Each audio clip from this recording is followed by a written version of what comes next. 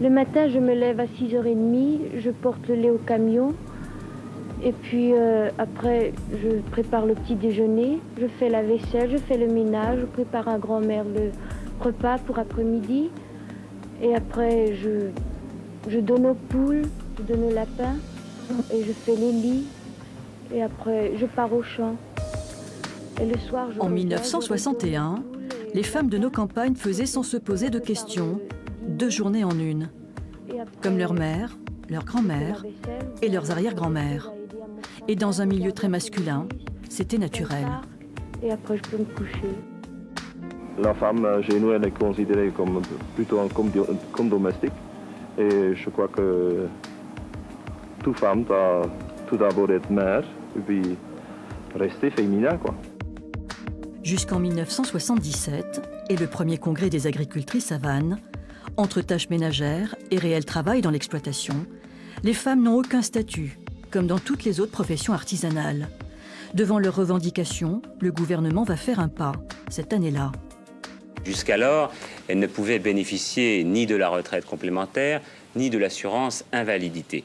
Désormais, l'injustice sera réparée, c'est ce qu'a annoncé le garde des Sceaux. Il s'agit de faire un nouveau pas vers l'égalité complète des pouvoirs, des droits et des obligations aussi de la femme et de l'homme. Un petit pas, bien insuffisant encore, qui ne va pas stopper l'exode des femmes vers les villes, pendant que dans les campagnes, le temps monte, comme ici en Vendée.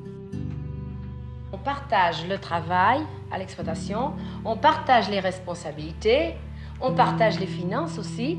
Donc on voudrait que la signature de la femme soit considérée comme la signature de l'homme.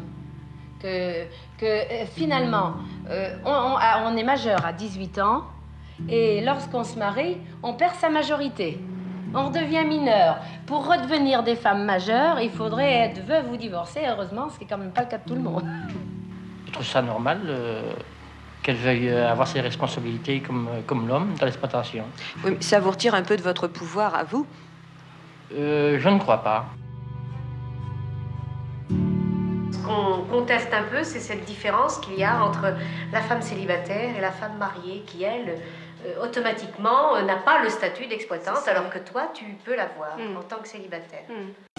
10 ans plus tard, en 1987, elles ont un statut et les mêmes droits dans le cadre d'une entreprise agricole à responsabilité limitée. Il n'y a pas de formation adaptée. On crée le brevet professionnel d'agricultrice.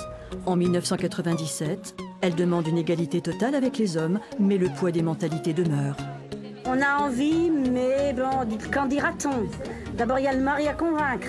Il y a l'entourage à convaincre. Eh oui, une femme qui s'en va toujours avec des enfants à la maison, mais ça n'a quand même pas de sens, enfin. En 2007, elles obtiennent la parité dans les instances représentatives de la profession et dans les responsabilités. Aujourd'hui, il reste encore des agricultrices sans statut, travaillant au noir, pour économiser les cotisations à la MSA. 55% de celles qui accouchent bénéficient d'un congé maternité. La retraite moyenne d'une agricultrice est de 500 €. Mais tout un symbole, après 50 ans de lutte, en avril 2017, une agricultrice angevine, Christiane Lambert, prend la tête de la FNSEA.